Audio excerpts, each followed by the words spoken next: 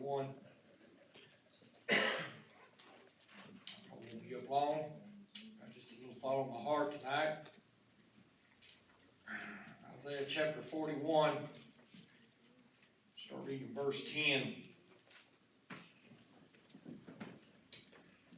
It says, "Fear thou not, for I am with thee. Be not dismayed, for I am thy God.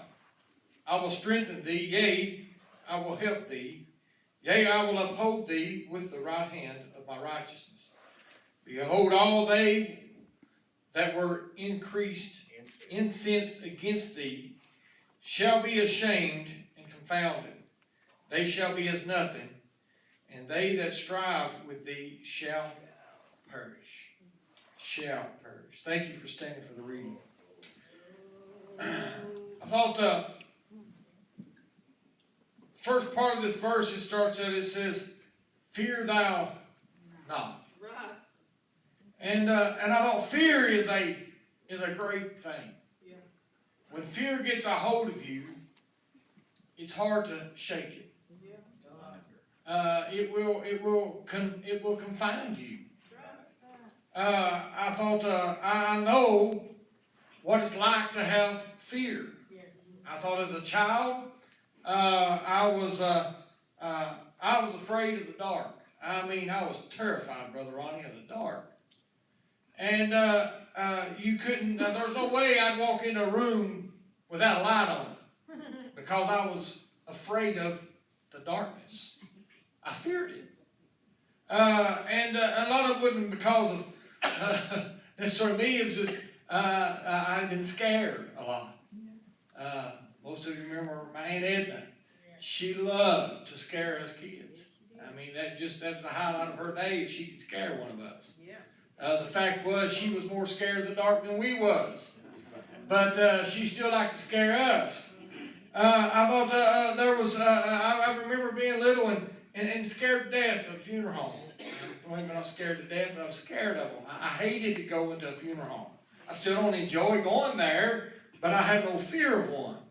I thought other things in our lives. Sometimes we just misunderstand things, Right. and will cause us to have fear. I remember it was before Michelle was born, or right about the time Michelle was born.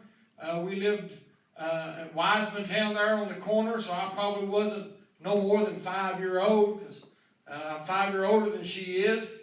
I had a misunderstanding, Brother Bill, of what a fire truck was. I seen a bright red truck, and I was out in the yard one day playing, and the fire truck came down the corner of the house, and I went running. I misunderstood the perception of what it was for. I didn't realize it was there to put the fires out.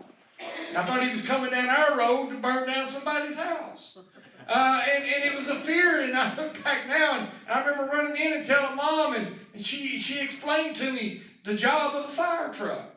And I thought, we didn't have TVs back then, and in our home, and so I didn't watch the little cartoons, and I thought they've got a little book now, I think, and a little cartoon called Fireman Sam, and teaches the kids all about what the fire. I didn't have Fireman Sam. I thought so. There was a fear there, and I thought not being funny this evening, but I thought sometimes things can engulf us and cause us to have fear. That's right. Well, sometimes things in our past can cause us to have fear. Sister Kathy was talking a while ago. Sometimes simply the reason we can allow ourselves to be bound is because of fear. That's right. I thought, now I don't mind the dark. Matter of fact, Brother Bill, when I get ready to go to sleep of a night, I want it dark. I don't want no lights on. And I thought when Colin stays there, we usually leave the bedroom door open and turn the light on the living room, and I will go to sleep, but I would prefer it dark. And I thought, but there's things in our lives that after a while we realize how silly it was to be afraid of it. I never will forget. I talk about funeral homes. I was just a small child, and my step great grandpa passed away, Flynn Dozer, and we was over at the funeral home, and that's over at Lewis's, there on Main Street, and that old building was always, it's creaky and had all the different rooms and everything in it. And I had to go to the bathroom, and I came out, and there was a guy standing there, and I think they call it white leprosy, where half his face, had a different complexion on his face. And I came out, and there stood that big man there. He looked down at me and scared me to death. I thought he was dead and then came back to life and was half decayed or something. Just a little fella around 7, 8 year old. And I thought, but things can happen that will scare us, will put fear in us. But the Bible says, "Fear thou not, and be not dismayed." Like I said, fear can overtake us. But back whenever this COVID thing first came out, and I realized you got to have common sense about it. Right. They said Brother John Garrett's got it, and I'm not going to go over and knock on his door, go down and sit down, let's have a talk. It's just, I've got more sense than that. And there's some at work that's had it, and one boy there, he hasn't got it, but his girlfriend was diagnosed with it, and so he's had to quarantine, and I said, by all means, stay away. We don't want this. But when it first came out and we began to listen to it, I began to have a little fear, Brother Bill. I'm honest. And Sister Kathy, she's one of those that's real rational about things and sit down and read some things out real good. And she took some, not medication, but some supplement herbs like things. And I don't even remember what it was called, but it sort of reacted against her, and one of the things was to cause her to have anxiety, and so she took that, and I came home one night, and she was sitting here, and she was just having all this anxiety about it, and I'm telling you, I about come apart. I'm like, here she is, all rational, she's this upset about it, and then we better be concerned, and she realized what was going on, but I thought it's easy for fear to overtake us. And you said, where were you going with this? I thought we need to be able to overcome the things and the fear that the enemy throws at us. I thought, one thing, sometimes it's necessary to have fear.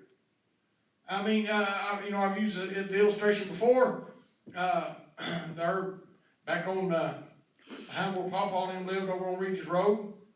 There was no railroad tunnel back in there. And one day, we got down in there, we'd been playing around the spring and some stuff that was between the house and the railroad tunnel. I didn't even know there was a railroad tunnel back there. And so one day we came up, and I mentioned to Dad about the railroad tunnel, the spring down there, and us going down there and getting water. And he said, you stay away from that railroad tunnel. He knew it was there. He'd been down there when he was a boy. And there was a fear of that thing. It could cave in on you, and he began to tell us about it. And because of that, he put a fear in me, and I never did want to go through that tunnel, Brother Bill, because I was afraid. Number one, I've always been scared of snakes, and I thought we went to it. We looked in it, but I never tried to go through it. And I thought because of the fear that was there. And I thought there's things in our life sometimes that fear is just necessary. I thought I've never been one that would trust someone to get in a car and drive fast. There was a fear there. I can't say that I didn't do it a time or two when I was driving, but especially when I was younger. But I never liked for someone else to do that because of the fear of not being able to be in control of the situation. And I thought a lot of times we look at life that way, and because we're not able to control all the things around us, we begin to have fear. And I thought the most important thing is 1 Timothy 1:7 says, for God hath not given us a spirit of fear, but of power and of love and of a sound mind. And I thought, and he wants us to, if you would, just rationalize things. Look at things and realize that we can't have fear with everything. Come on. I thought, if we listen to the news, and I don't. I've got some family members that every night, I think it's at 4 o'clock when the governor comes on and gives his little spiel, They want to listen to it religiously. They want to sit there and listen to what the mandates that he's putting out and all the things that he's saying and how many people's come down with it. And they sit there and they listen to this and they watch that and it overwhelms us. Right. And I thought we can't sit and look at these things because we will become overwhelmed. Although, I don't want to be, like I said, I don't want to, I'm not preaching this that we shouldn't just to listen to things. But I thought, but I felt like the Lord laid on my heart because if we're not careful, we can be overcome with things and keep us from doing what we need to do for God and stepping out and being where we need to be with God. I thought sometimes the Lord, He will, He calms the storms, and then sometimes He lets the storms rage, and He calms us. That's right. I thought, there's not always is there. Because I went through some storms in my life. Yes, sir. I went through some things, and I thought there's been times that I've looked back and I've wondered, Lord, how did we get through that? But it was a calm around the storm, or the storm was raging, but it was the way the Lord was able to calm us. And I thought, and I want to be calm. And I thought we've all heard the illustration of the artist's rendition of the calm. And when they looked and it was the storm and beating up on the rocks, and they said, that's not calm. But then when you looked real close, you see the little bird sit back in the cleft of the rock, just sitting there. And I thought, no matter how the storm was raging, the still little bird knew he'd found shelter. And I thought sometimes the storm can rage, but I thought as long as we keep our hand in the hand of the Lord, I thought, Brother Tom, we don't have to fear the storm. We don't have to fear the things that's going on around us. We fear men because we fear God so little. I thought many times if we're not careful, we will allow things to overtake us. Discouragement is dissatisfaction with the past, distaste for the present, and distrust of the future. It is ingratitude for the blessings of yesterday, indifference to the opportunities of today, and insecurity regarding strength for tomorrow. I thought if we're not careful, we can allow fear to overcome us such a way that we become discouraged. We allow ourselves to get to a place where that we can no longer trust. And I thought it means a lot to be able to trust. And I thought, sometimes we do things and we wonder. But I thought never one time have I ever had to not be able to trust in the Lord. Sometimes myself, I've looked and I've wondered, but I thought God has always been there for us. I thought we got to remember that Jesus said that He was the same yesterday, today, and forever. I thought He will never change. He will always be there for us. And I thought, as Sister Kathy was talking a while ago, I thought if we're not careful, we can allow ourselves to be bound.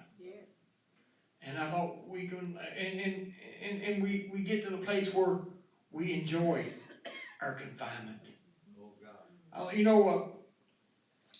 Several years ago I had a dog, and I thought a lot of him.